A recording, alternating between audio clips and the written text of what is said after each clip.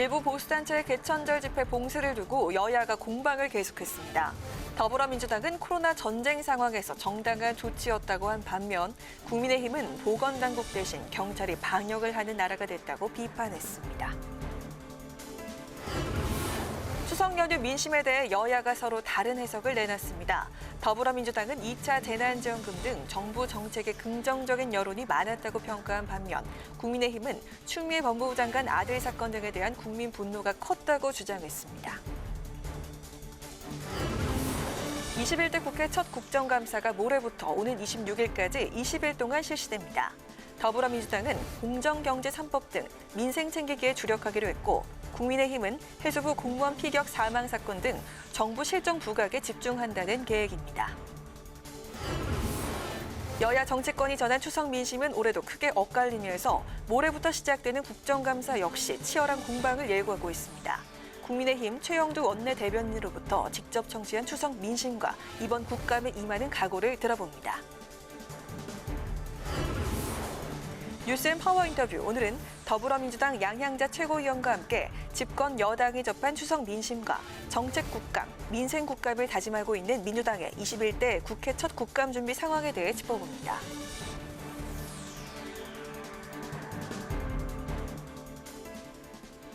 안녕하십니까. 연휴 마치고 첫날입니다. 10월 5일 의정 종합뉴스 뉴스엔 시작하겠습니다.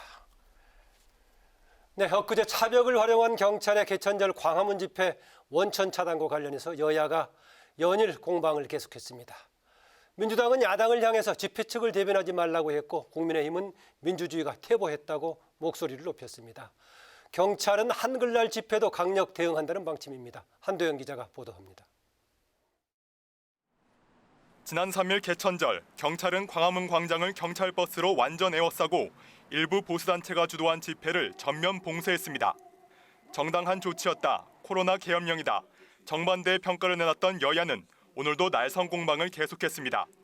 민주당은 국민의힘 주호영 원내대표를 겨냥해 국민의 생명과 안전을 우선해야 하는 공당 원내대표지 집회 측 대변인이 아니라며 목소리를 높였습니다. 집회 측의 대변인이 아닙니다. 지난 8.15 집회로 생업을 놓아버린 자영업자들, 등교를 늦춰야 하는 학생들의 현실이 눈에 보이지 않는지. 차량 시위까지 통제한 건 지나치다는 지적엔 코로나19 전쟁 상황에서 할 수 있는 방법은 다 동원해야 한다고 강조했습니다. 다른 곳에서 드라이브 스루 방식으로 한다고 홍보를 했기 때문에 사람들이 모일 수 있는 개연성도 상당히 있었습니다. 보수단체에서는 그런 걸 사전에 홍보를 했고요.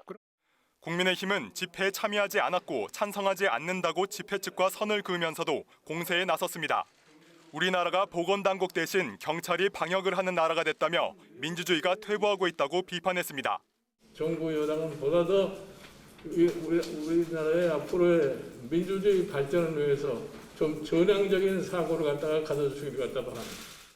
또 대선 때 광화문에서 시민과 대화하겠다고 밝힌 문재인 대통령이 오는 9일 한글날 예고된 도심 집회에서 직접 입장을 밝히라고 요구했습니다.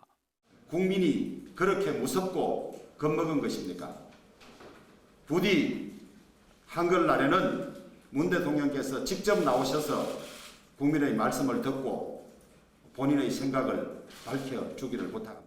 이미 10개 이상 보수단체가 집회를 열겠다고 신고했는데 경찰 당국은 한글날 집회에 대해서도 강력 대응한다는 방침입니다. 김창룡 경찰청장은 불가피한 상황에서 특정 요건을 갖추면 차벽 설치가 가능하다는 판례가 있다며 필요하면 같은 조치를 취하겠다고 말했습니다. 국회방송 한두영입니다.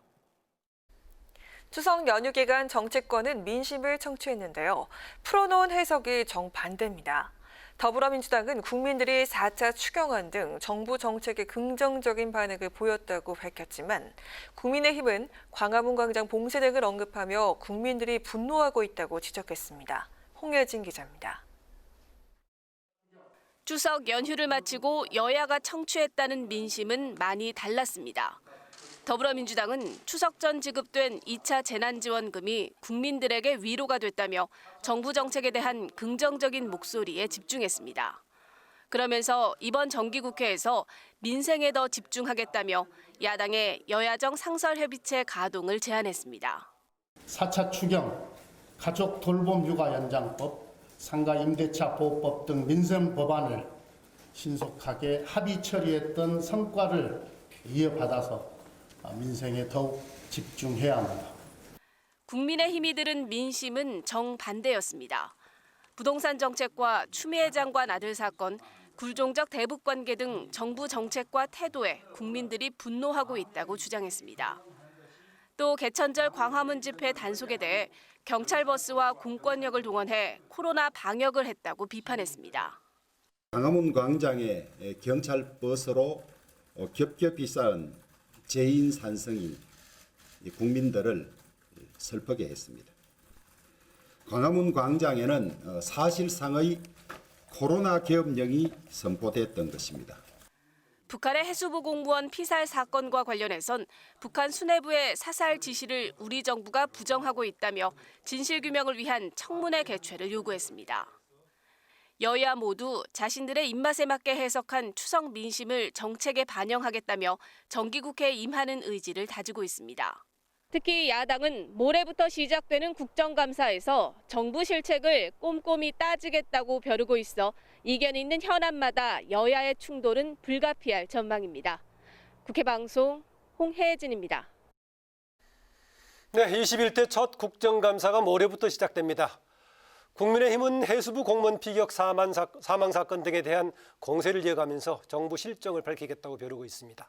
반면에 더불어민주당은 공수처 설립 추진과 함께 민생을 우선으로 챙기겠다는 계획입니다. 김희영 기자가 보도합니다. 모레부터 20일 동안 국정감사가 시작됩니다. 국민의힘은 공무원 피격 사건과 추미애 법무부 장관 아들 군휴가 특혜 의혹에 대한 공세를 예고했습니다. 주호영 원내대표는 비상대책위원회 회의에서 추 장관과 관련해 특검을 추진해서라도 정의를 바로 세워야 하고 공무원 피격 사건에 대해서도 사건의 진상을 밝혀야 한다고 강조했습니다. 또 도종환 문체위원장과 이계호 농해수 위원장이 피감 기관의 장을 맡았던 만큼 국감 전 교체를 요구했습니다. 그 자리에서 국감을 진행한다는 것은 코미디이고 자기가 자기를 감싸는 것밖에 되지 않습니다. 이해 충돌이 심각한 사항입니다. 더불어민주당은 야당의 공세를 정치 공세로 규정하고 적극 차단하겠다는 방침입니다. 상대는 정쟁을 해도 우리는 정책으로, 상대가 공세를 취해도 우리는 민생으로 대처했으면 합니다. 고위공직자 범죄수사처를 비롯한 검찰개혁과 경제 3법 등 입법 과제들을 점검할 계획입니다.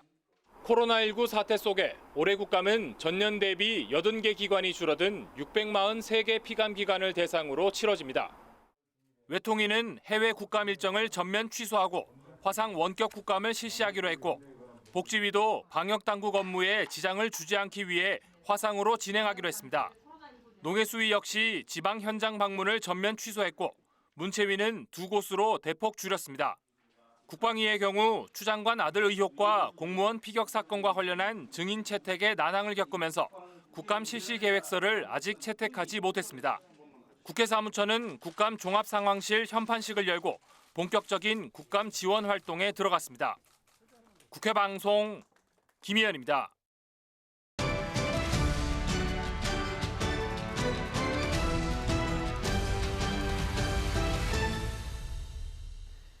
네, 이슈 분석 장정현 기자입니다. 어서 오십시오. 안녕하세요.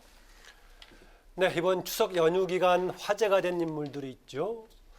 예, 먼저 정부가 코로나 확산을 막기 위해서 해외 여행 자제를 권고하고 있는 이런 와중에 현직 외교부 장관의 남편이 그것도 요트를 사러 미국으로 갔다고 알려지면서 이제 비판을 가고 있습니다. 네. 여러 군데서 계속 비판이 이어지고 있어요. 네, 이 강경화 외교부 장관이 남편의 미국행으로 이 곤혹스러운 상황을 맞았습니다. 남편인 이일병 연세대 명예교수가 이 억대의 요트를 사러 미국으로 간 건데요. 정부가 코로나로 해외여행 자제를 권고하고 있는 상황에서 국무위원의 가족, 더군다나 현직 외교부 장관의 배우자가 이런 목적으로 해외를 나갔다, 이 논란이 될 수밖에 없는 대목입니다. 정치권에서는 부적절한 처신이었다는 비판 일색입니다.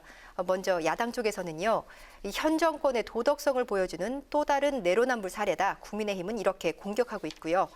여당 지도부도 즉각 부적절하다는 입장을 밝혔는데요. 이 관련 발언들 차례로 들어보시겠습니다. 코로나 위기 상황에도 유유자적 억대의 요트를 사러 미국 여행을 떠난 문재인 정부 외교부 장관의 남편 모습을 보고 있노라면 이들에게 평범한 국민의 일상에 관한 불안감을 언급하는 일이 과연 들리기는 할지 모르겠습니다. 국민의 눈으로 볼 때 부적절했다고 생각합니다. 고위공직자 그것도 여행 자제 공고를 내린 외무부 장관의 가족이 하신 행위이기 때문에 저희는 적절하지 않은 행위를 하신 거다. 네, 강 장관 측에 대한 비판 여론도 있지만 사실 이게 위법이나 일탈은 아니지 않느냐 이런 이야기도 있는 것 같아요. 네, 그렇습니다. 먼저 이 강경화 장관 남편의 부적절한 처신이 논란이 되자 경위를 떠나 송구스럽게 생각한다고 사과했습니다.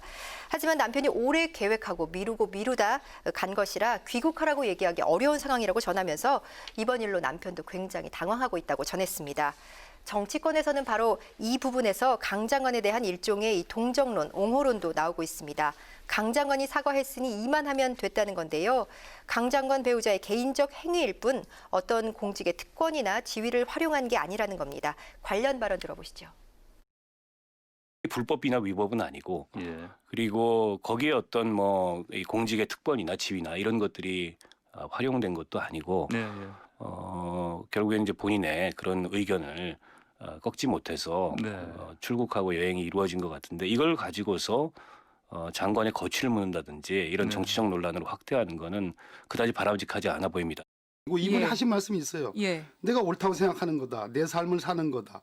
다른 사람 신경 쓰면 살 수 없잖아. 이 표현에 다 나와 있습니다. 이 말을 가정으로 대입을 해 보면 결국 강경화 장관께서 어쩔 수 없는 상황이지 않았느냐.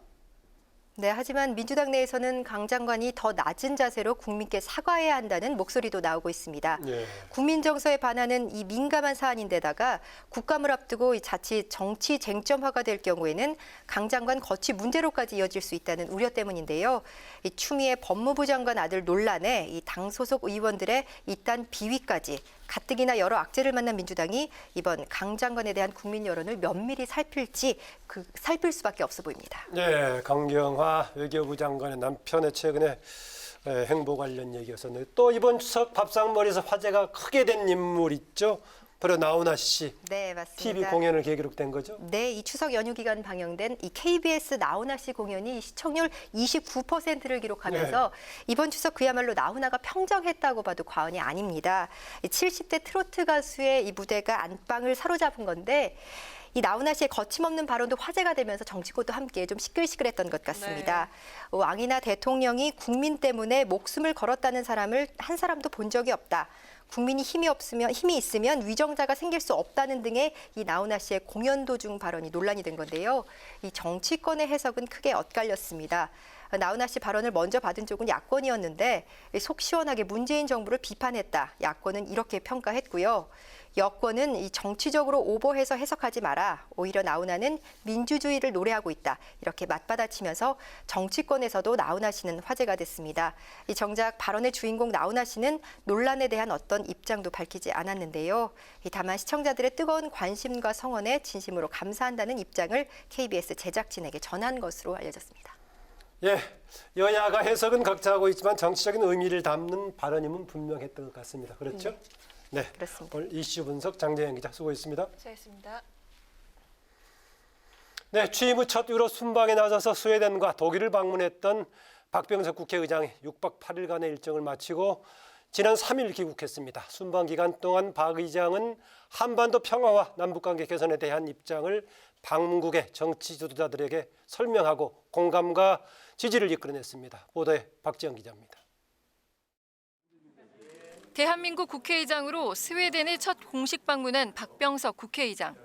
스웨덴 동포와 입양인 간담회로 공식 일정을 시작한 박 의장은 스웨덴 각계각층에서 국회 뿌리 내리고 당당히 살아가고 있어 자랑스럽다며 앞으로도 양국을 잇는 중요한 다리 역할을 해달라고 당부했습니다. 스웨덴이 가장 모범적인 화합을 다지는 우리 교민회가 평가를 받고 있는 것을 기쁘게 생각하고요.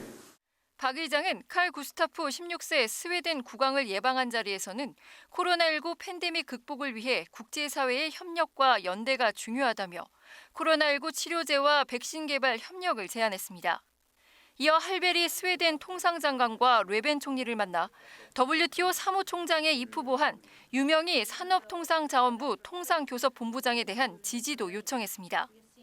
아울러 박 의장은 르벤 총리에게 지난해 1월 스웨덴 수도인 스톡홀름에서 열린 남북미 대표회의 지원에 감사의 뜻을 전하고 한반도 평화 정착과 비핵화를 위해 긴밀히 노력해달라고 말했습니다. 안드레아스 로를리엔 스웨덴 국회의장과의 회담에서도 박 의장은 남북 관계에 대한 입장을 밝혔습니다. 남북 간 합의가 있어도 우리 의회의 지지와 동의 없이는 지속되기 어렵다는 점을 북한 당국이 알아야 한다고 강조하고 전쟁 불용과 평화체제 구축, 남북 공동 번영을 남북 관계의 3대 원칙으로 제시했습니다.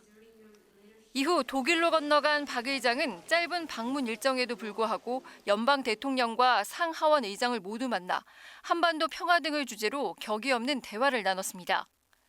먼저 슈타인마이어 연방 대통령과 면담하는 자리에서는 한독 통일자문위원회를 만들어준 것에 감사를 전하는 한편 북한이 한국을 통하지 않고 미국과 관계를 개선하기 어렵다며 북한의 태도 변화를 촉구했습니다.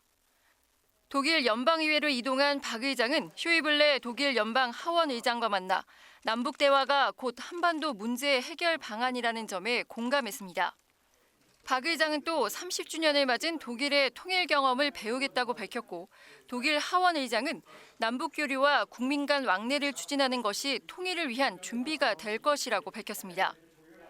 이어 포츠담에서 열린 통일 엑스포에서 디트마르 보이트케 독일 연방 상원 의장과 만난 박 의장은 한반도 평화와 비핵화에 관심을 가져준 데 감사하다며 지속적인 지지와 성원을 당부했습니다. 우리 대한민국도 빨리 이러한 기쁨의 날을 맞이할 수 있도록 저희들이 좀 더 독일에서 배우고 노력하도록 하겠습니다. 박 의장은 베를린 장벽지구 시찰을 끝으로 공식 순방 일정을 모두 마치고 지난 3일 귀국했으며 이번 순방에는 더불어민주당 박완주, 조홍천 의원, 국민의힘 이채익 의원 등이 함께했습니다. 국회방송 박지영입니다. 국회가 친환경 국회를 만들기 위해 일회용품 줄이기에 나섭니다. 이번 국정감사에서 종이 사용량을 대폭 줄이고 구내 카페엔 빨대가 필요 없는 컵이나 종이 빨대를 도입하기로 했습니다. 지난달 채택된 기후위기 비상대응 결의안에 맞춰 국회에서 친환경 정책을 마련한 건데 이번 달부터 본격 시행에 들어갑니다. 강민지 기자입니다. 지난달 국회는 기후변화를 기후위기로 공식 규정하는 기후위기 비상대응 촉구 결의안을 채택했습니다. 이로써 한국은 기후위기 대응을 선언한 세계 16번째 국가가 됐습니다. 재석 258인 중 찬성 252인, 기권 6인으로서 기후위기 비상대응 촉구 결의안 대안은 가결되었음을 선포합니다. 국회 사무처가 구체적인 실천 방안을 마련했습니다. 다른 국가기관에 비해서 우리 국회가 친환경 정책을 실행하는 데 많이 뒤떨어져 있었습니다. 그런 점들을 깨닫고 이번에 다른 데만큼은 적어도 국회가 친환경 정책을 집행을 해보자 그런 취지에서 이번 계획을 세우게 되었습니다. 국회 각 부서에서 의견을 받아 19개 개선 과제를 우선 선정했습니다. 먼저 쓰레기 배출 감축. 국정감사 기간이 되면 국회와 정부에서 상당한 양의 문서들을 출력하지만 이번 국감부터는 활용도에 따라 문서양을 조절하거나 전자파일로 공개하기로 했습니다. 사무처에서 배포되는 보도자료엔 QR코드를 삽입해 따로 문서를 인쇄할 필요 없이 모바일에서 바로 볼 수 있도록 했습니다. 아메리카노 한 잔이요. 더블로 사용하시면 900원 할인해드립니다. 이처럼 국회 내 카페에서는 텀블러를 제시하면 할인을 해주는 등 텀블러 사용이 권장됩니다. 또 빨대가 필요 없는 컵이나 종이 빨대도 도입될 예정입니다. 국회 어린이집도 음식물 쓰레기를 퇴비로 사용하는 등 자원 재활용에 동참합니다. 또 노후화된 보일러는 친환경 고효율 제품으로 바꾸고 전자식 게시판은 절전 모드로 운영해 청사 전반의 에너지 효율을 높이기로 했습니다. 친환경 국회 조성 실행 계획은 국정감사가 시작되는 이번 달부터 전격 시행됩니다. 국회 방송 강민지입니다. 여야가 고위공직자 범죄수사처 출범과 관련해 입장체를 좁히지 못하고 있습니다. 더불어민주당은 공수처 출범이 마냥 지연돼서는 안 된다며 국민의힘이 공수처장 후보 추천위원 추천을 공언한 만큼 협력하라고 거듭 촉구했습니다. 국민의힘은 검찰과 법원도 공수처의 권한 남용과 권리 침해를 우려하며 사실상 반대 입장을 밝혔다며 여당이 밀어붙이기만 할 게 아니라고 지적했습니다. 현재 공수처는 야당인 국민의힘이 공수처장 후보 추천위원을 추천하지 않아 출범하지 못하고 있습니다. 더불어민주당이 당내 윤리 문제를 신고할 수 있도록 하는 청렴 신고 사이트를 개설해 운영하기로 했습니다. 이낙연 대표는 오늘 최고위원회의에서 국민과 당원 누구나 당 윤리감찰단이 조사할 만한 내용을 신고할 수 있도록 해야 한다며 당 청렴 신고 사이트 운영을 지시했습니다. 이와 함께 이 대표는 성차별과 성폭력 근절을 위한 당내 젠더폭력 상담센터 활동도 본격화해야 한다고 강조했습니다. 국민의힘 김종인 비상대책위원장은 정부 여당이 추진하는 공정경제 3법과 더불어 노사관계를 개혁할 노동관련법도 개정하자고 제안했습니다. 김 위원장은 오늘 비대위 회의에서 OECD 기준에 의하면 우리나라 노동법과 노사관계법, 임금 결정 과정 등이 후진국 수준이라고 지적했습니다. 이어 노동법 문제가 해결되지 않으면 앞으로 4차 산업으로 전환하는 과정에서 마찰이 예상될 수밖에 없다며 개정의 필요성을 거듭 강조했습니다.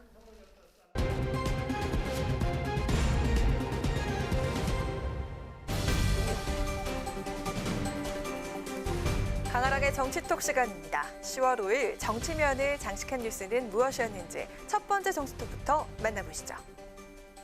한국 가수 최초로 빌보드 메인 싱글 차트 핫백의 정상에 오르는 등 K-팝의 새 역사를 쓰고 있는 주인공들이죠. 방탄소년단의 병역 특례 적용을 놓고 갑론을박이 이어지고 있습니다. 정치권에서도 이들의 병역을 연기하자는 법안이 발의된 가운데 집권 여당인 민주당에서 방탄소년단의 병역 특례 주장이 제기돼 눈길을 끌고 있습니다. BTS는 빌보드 차트 1위를 기록하면서 1조 7천억 원의 파급 효과를 단숨에 가져왔습니다. 한류 전파와 국위 선양의 가치는 추종조차 할 수가 없습니다. 한류야말로 미래 국가 전략 산업입니다. 또 예술 체육 분야가 문화 창달과 국위 선양이라는 측면에서 혜택을 받는다면 BTS야말로 당사자가 되어야 할 것입니다. 노웅래 최고위원, 오늘 오전 국회에서 열린 민주당 최고위원회의에서 BTS의 병역 특례가 필요하다고 주장했는데요. 노 의원은 10년간 60조 원, 올 한해 약 6조 원의 경제 효과를 가져왔다. 대기업 현대자동차의 이야기가 아니다. 바로 한류 스타 BTS의 경제 효과라며 신성한 국방 의무는 대한민국 국민에게 주어진 사명이지만 모두가 반드시 촉을 들어야만 하는 것은 아니다라고 강조했습니다.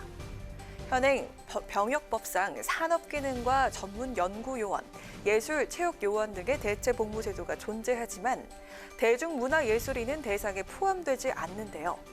이에 대한 객관성, 공정성 우려에 대해 노 의원은 여러 전문가로 이뤄진 문화예술공적 심의위를 꾸려서 판단하면 된다며 해외 독도 홍보 같은 국가적인 홍보에 일정 기간 무보수로 참여시켜서 그 가치를 활용하는 방법도 있다고 제안했습니다.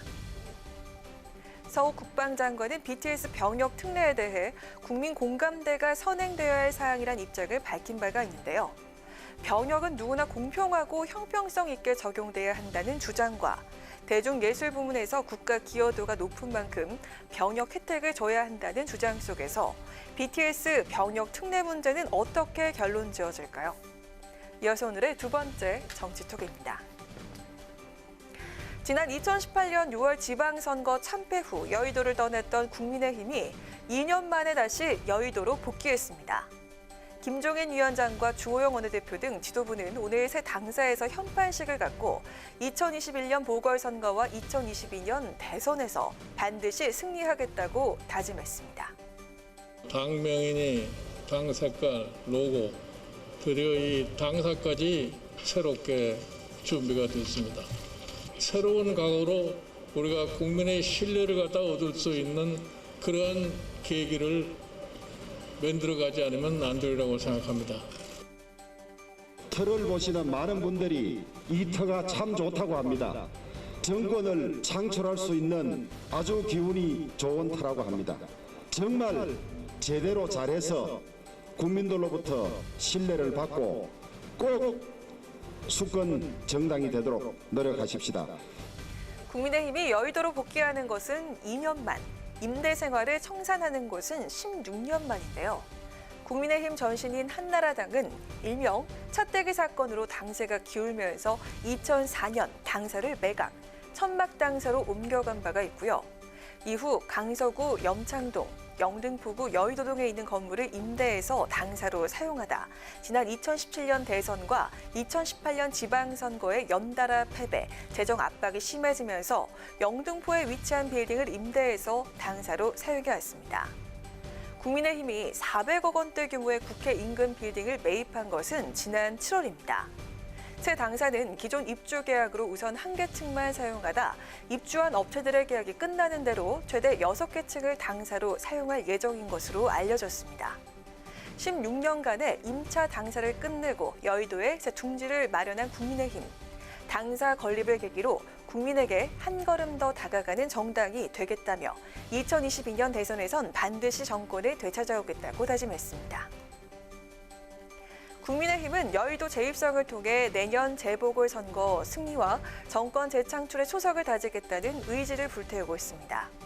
새 터에서 새 희망을 갖고 새 출발을 다짐한 국민의힘. 새로운 당사에서 과연 정권 재창출이라는 목표를 이룰 수 있을까요? 지금까지 강은하의 정치톡이었습니다.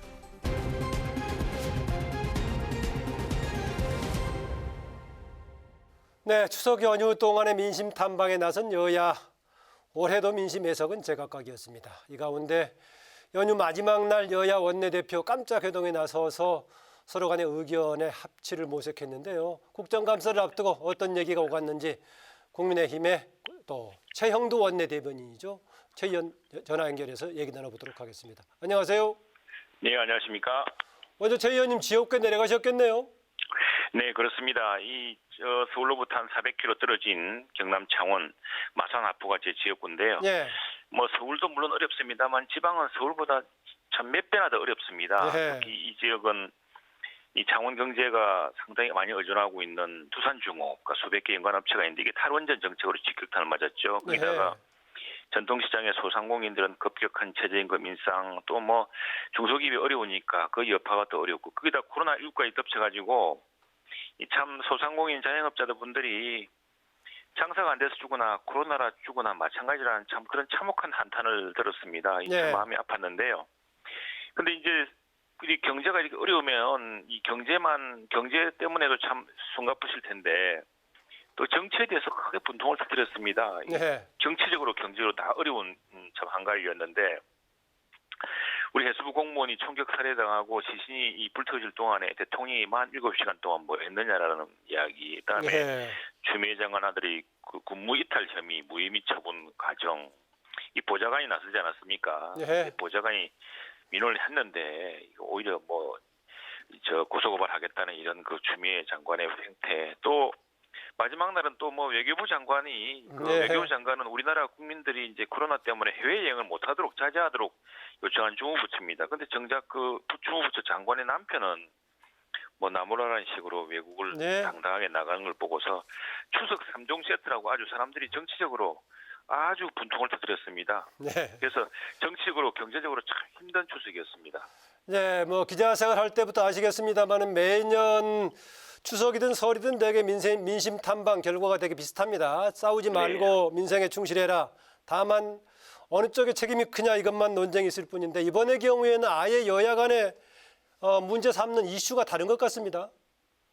그래서 지금 이제 여당은 제가 놀란 것은 저도 사실 참 우리 민생이 어렵고 서민들이 어렵기 때문에 정치에 대해서는 오히려 참 굉장히 아주 혐오감을 느끼고 이럴 줄 알았는데 이 정치적인 분노, 이게 사람이 정치적인 공정한 문제, 투명성의 문제 이런 문제에도 굉장히 힘들어했습니다. 왜 이런 상황이 나라에서 벌어지고 있는지. 그래서 이제 여당은 여당이고 아전 인수로 해석하겠습니다만 저희가 본 민심은 아주 컸고요. 그래서 사실은 저희들이 이제 지역구의 추석 기성 활동을 하면서도 이게 뭐 일일이 만나면서 악수하기 힘들지 않습니까? 그래서 1인 시위를 했습니다. 이제 길거리 대로변에서요. 최 의원께서요? 예, 저도 하고 우리 당협에 또 다른 위원들 하시고 지역구 시도원도 하시고 예. 또 다른 지역에서도 했는데 그 모든 분들 이야기가 뜻밖의 이 호응이 아주 컸습니다. 지나가시면서 차창을 내려서 이렇게 손을 흔들어 주시고 격려하시고 그게 저도 하면서도 이 추석에 이런 거 하면 과연 시민들이 좋아할까 싶었는데 굉장히 이 호응도가 높아서 참 예. 야당의 책임이 묻고 힘들구나 생각이 들었습니다. 예, 지역구에서 1인 시위까지 계속 당원들과 더불어서 했는데 호응이 컸다라는 얘기 같습니다. 그런데 여야 원내대표 어제 보니까 청계산에서 깜짝 회동했네요. 이번 정기국회에서 뭔가 서로 민생 문제 뜻을 모아서 잘하자라는 건데 지금 조금 전에 얘기했다시피 또 갈등적인 가능성이 큰 여러 사안들이 걸려 있는데 이 중에서 어느 부분에 주안점을 둘 계획이십니까? 이게 참 오해가 많은 대목인데요. 사실은 그 지난 추석 이전에 우리가 4차 추경에서 네. 극적인 합의를 하지 않았습니까? 바로 그 부분이 이제 통신비 2만 원 부분이었는데 네. 통신비 2만 원이 이 받는 국민들 1인당은 작은 돈이지만 합치면 1조 원 가까운 돈인데 이걸 대통령과 여당 대표가 작은 정성과 위로라고 그래가지고 국민들을 오히려 화나게 했는데 이 와중에 여야 원내대표가 어쨌든 머리를 맞대고 해서 5천억씩 서로 깎았습니다. 예. 대통령이 선심 설계했던 돈도 5천억 깎고 또 우리가 반드시 대신 들어가야 될 대목으로 이제 법인 택시 기사가 이제 손해 본 그에 대한 보상금 또 서민들에 대한 그리고 또 중학생들이 이 코로나 이후에 그 수업을 온라인 지금 이제 비대면 수업을 하는데 예. 학부모들도 힘들고 중학생들도 힘들거든요. 그래서 거기에 대해서 이제 15만 원씩 지원하기로 한 거 이런 데 서로 합의를 이루었는데 그래서 여당 원내대표는 어쨌든 그 추석 전에 일찌감치 합의를 이루었기 때문에 한번 여야 간에 식사를 한번 하자 추석 전에 아하. 이런 제의가 있었는데 또 북한 사태가 북한의 우리 대한민국 그 공무원을 해수부 공무원이 해수부 공무원을 집중참 총격을 가하고 아주 참 끔찍한 선임 공로할 만행을 저지른 데 대해서 이제 같이 공동 결의안을 하자는 이 부분이 불발됐어요. 북한 정부 여당에서는 통지문이 왔는데 그럴 거 있느냐라고 하고 우리는 그렇지 않다. 이거는 반드시 북한이 국제규범에 따라서 사과하고 이런 재발 방지 약속을 받아야 된다. 이런 것들이 때문에 추석 전에 못했습니다. 못했는데 추석 연휴 마지막 날이었죠. 마지막 날인 어제 또 여당 대표께서 식사라도 하자고 이제 하셨는데 어쨌거나 여야 원내대표가 서로 싸울 때도 있고 서로 밀고 당기고 해야 될 때도 있지만 식사는 서로 한 번씩 해야 될 사이 아니겠습니까? 그래서 한 건데 여기에 너무 많은 의미부여가 있어가지고 상당히 부담스러운데 어쨌거나 여야 원내대표는 꼭 이런 자리가 아니더라도요. 사실상 그 국회 본관의 2층에 50m도 안 되는 거리 사이 있기 때문에 수시로 만나고 서로 머리를 맞대고 또 서로 정말 신경전을 벌 때는 벌이는 사이이기 때문에 어제 식사 자리에서는 그런 것보다는 그냥 추석 덕담하고 하는 그런 자리였습니다. 그런 만남도 의미가 있는 거니까요. 그렇습니다. 정치라는 게 또 늘 긴장하게 살 수가 없기 때문에 그런데 너무들 언론도 그렇고 관심이 많고 또 기대가 커서 그러나 거기서 무슨 새로운 합의가 이루어지거나 그런 건 아니고요. 당장 오늘 아침부터 이제 국정감사 정의 채택 문제에서 여야가 다시 긴장감이 높아지고 있어서 원내대표 간에 또 다른 서로 지혜와 또 협의가 필요한 대목입니다. 네, 마지막으로 지금 국민의힘에 오늘 새 당사에서 연판식 열었는데요. 그동안에 당 명칭도 바꾸고 당 대표 색깔도 바꾸고 했었는데 이제 당의 각오와 소회 한 2줄 정도로 부탁드립니다. 네, 어쨌든 국회 앞으로 이제 대한민국 의회 정치의 중심이라 수 있는 여의도 당사시대를 다시 열었습니다. 이 국민의 힘을 다시 모아서 우리 원외 당의 위원장님들 그리고 또 의사당에 들어올 수 없는 많은 국민들이 우리 당사를 찾아서 위로도 얻고 지혜도 모아주셨으면 하고 바라고 있습니다. 네, 오늘 말씀 잘 들었습니다. 네, 감사합니다. 네, 지금까지 국민의힘의 최형두 원내대변인이었습니다.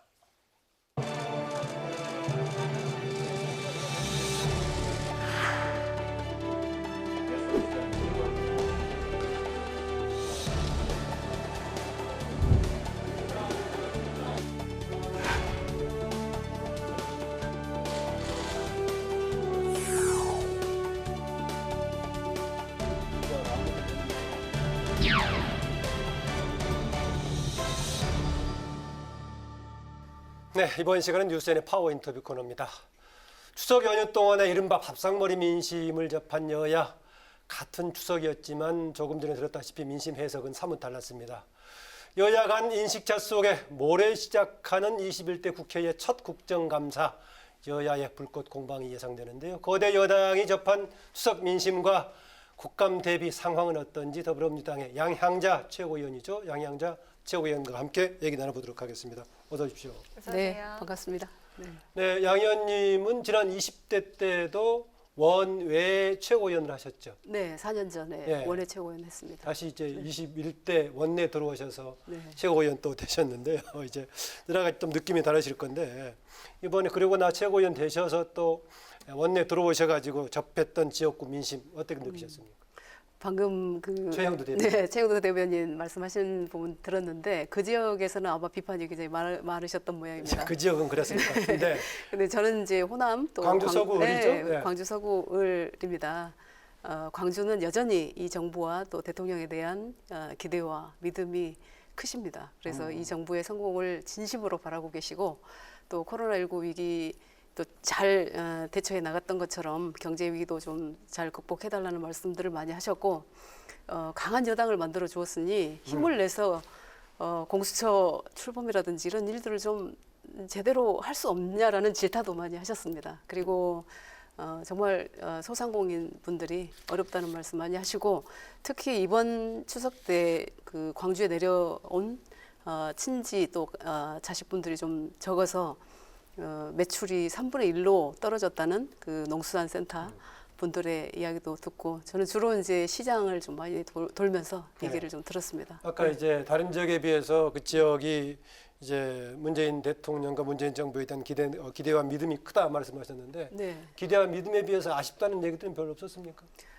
주로 이제 워낙에 이 지지도가 높기 때문에 네. 그래서 그런지는 몰라도 오히려 유능한 정당이 좀 돼서 협치의 가능성이 1도 없는 당과 협치할 생각하지 말고 유능한 정당의 힘을 좀 보여라 이런 말씀을 많이 하셨었고 당이 제 역량을 발휘해달라. 네, 그렇습니다. 180석의 거대 여당을 만들어준 이유가 있지 않느냐. 그것도 호남에 기반을 둔 민주당이 아니냐. 그래서 우리가 적극적으로 또 지지하고 밀어줄 테니 이 개혁 과제 등 또 해야 될 일들, 민생 과제 이런 부분들을 좀 과감하게 해 나가라는 말씀들을 정말 많이 하셨습니다. 네. 네, 여야가 읽은 추석 민심 올해도 제각각이었는데요. 여당은 정쟁이 아닌 선의의 경쟁을 정치권에 주문했다고 전한 반면에 야당은 국민의 들끓는 분노가 전해졌다고 해석을 했는데 최고위원께서는 추석 민심 어떻게 야당의 진단을 판단하십니까?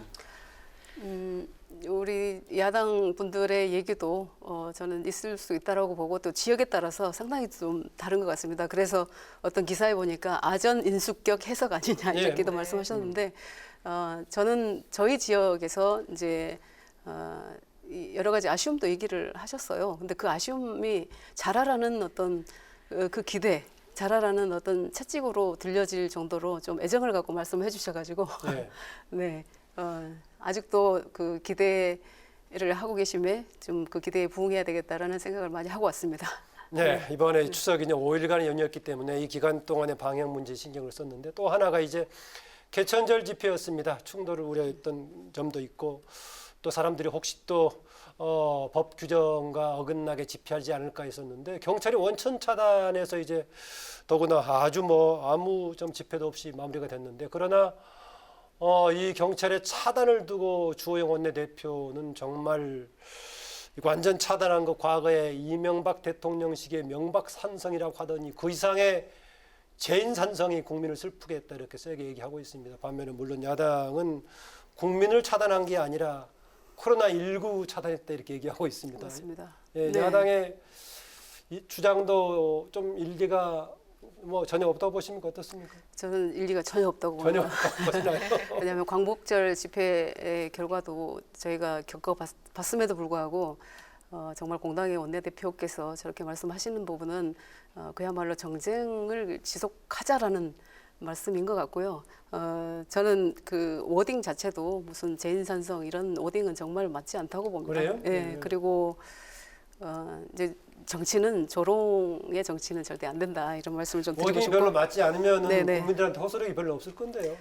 그렇다고 해서 조롱의 언어를 쓰거나 그래도 가장 제가 존경하는 우리 조호영 원내대표의 가장 존경하신다는 에게선 전해드리겠습니다. 나오는 말은 아닌 것 같습니다. 그리고 걸핏하면 이제 독재, 뭐 계엄령 이런 단어를 좀 쓰시는데 그거는 군부 독재의 후예가 아니냐 이런 걸 인식시키는 어떤 워딩이 아닌가 싶습니다. 그래서 마지막으로 제가 강조드리고 싶은 것은 코로나 방역에는 여야가 없습니다.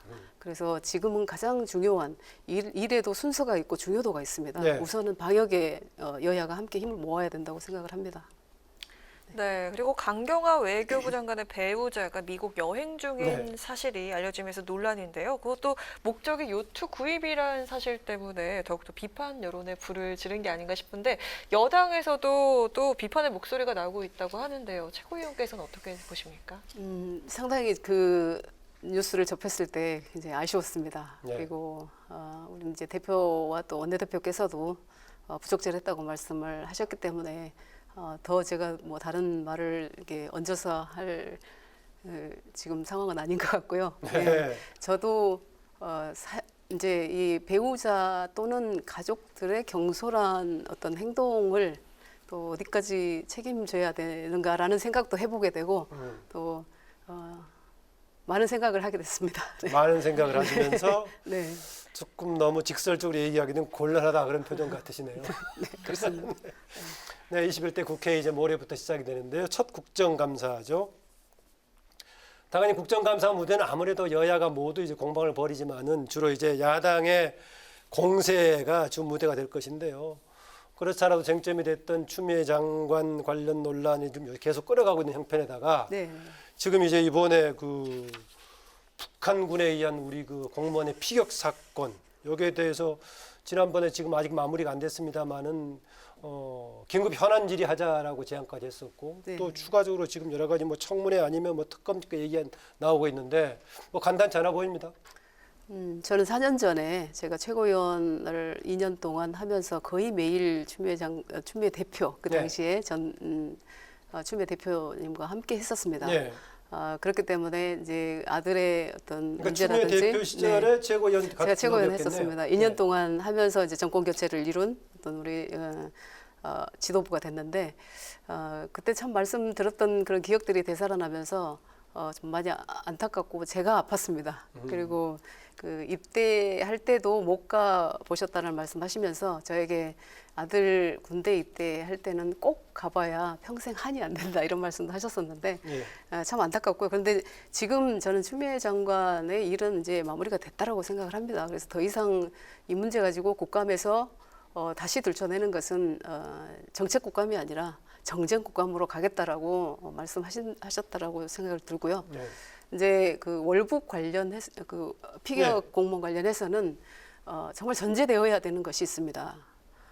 월북자라고 할지라도 비무장 민간인을 사살했다는 저는 북한. 그 북한을 우리는 규탄해야 됩니다.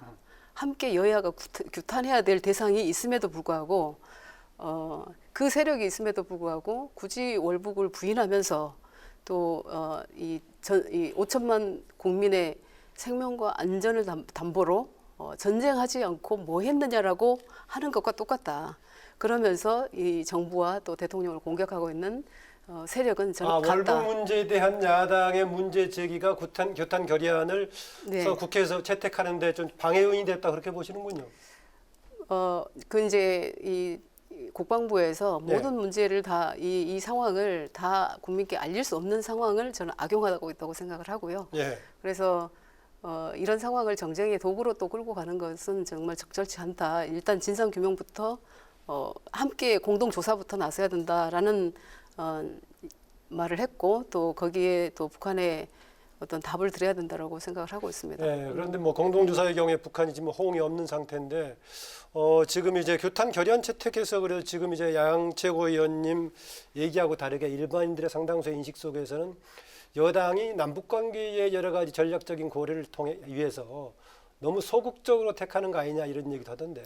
그런데 다시 이제 생각을 다시 되돌려서 만약에 다시 그런 상황이 발생된다고 하면 이미 이 한계선을 넘어간 어떤 우리 민간인을 우리가 어찌 할 수 없는 상황은 맞을 겁니다. 네. 그래서 그걸 가지고 다시 이제 정쟁의 도구로 삼는 것은 정말 아니라고 저는 생각합니다. 네. 네, 또 추미애 장관 아들 군 유혹도 아직 불씨가 남아 있는데요. 조금 얘기하시긴 했는데요. 네네. 야당이 검찰의 불기소 처분을 짜맞추기 수사로 규정을 하면서 특검 도입을 압박할 전망으로 보입니다. 추 장관의 거짓 해명 논란 또한 점화될 것으로 보이는데 어떻습니까? 저는 이제 아까 말씀드렸던 것처럼 추 장관의 일은 끝났다고 보고요. 그런데 야당은 계속해서 네, 국감에서 계속 뭔가 하여튼 계속 공격하지 않겠어요? 그러면 이제 국감은 야당은 망하게 되는 거죠. 이제 정쟁 국감으로 가면서 그리고 특검 사안은 아니라고 봅니다. 또 야당은 틈만 나면 뭐 특검 소환하겠다 또 이 일고의 가치도 없는 일을 뭐 이렇게 검찰 수사의 공정성 또 일말의 기도도 어려울 정도의 고위 공직자 권력형 비리로 최소화돼야 되는 것이 그 특검인데 틈만 나면 특검하자라고 하는 것도 국민들은 굉장히 피로감을 호소하고 계신다고 보고요.